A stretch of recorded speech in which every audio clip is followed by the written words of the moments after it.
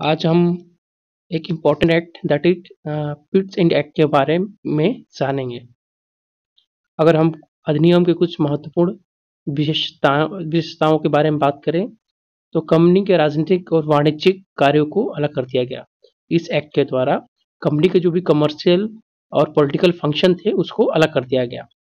पहली बार ब्रिटिश सरकार ने भारत के मामलों को विनियमित करने के लिए कदम उठा। मतलब फॉर द फर्स्ट टाइम जो ब्रिटिश गवर्नमेंट थी भारत में जो भी उसके मैटर्स थे, अफेयर्स थे, उसको रेगुलेट करने की कोशिश किया।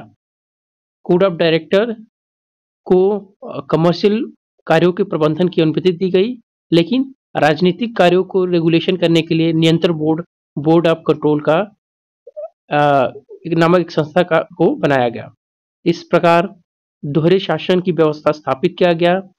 दोहरे शासन मीन्स डुअल गवर्नमेंट स्टैब्लिश किया गया।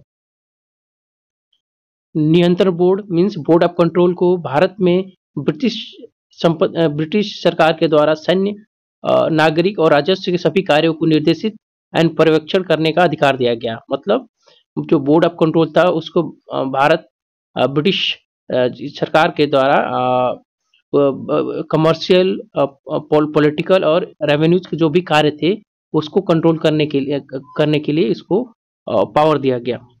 अगर हम इम्पोर्टेंस ऑफ दिस एक्ट की बात करें, अधिनियम का महत्व के बारे में बात करें तो पहली बार भारत में कंपनी की संपत्ति को ब्रिटिश पोजीशन कहा गया।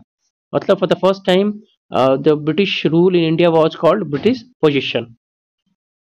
साथ में ब्रिटिश सरकार को भारत के में कंपनी के मामलों पर सर्वोच्च नियंत्रण प्रदान किया गया।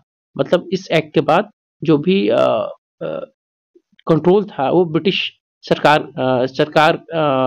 अपने हाथों में ले लिया।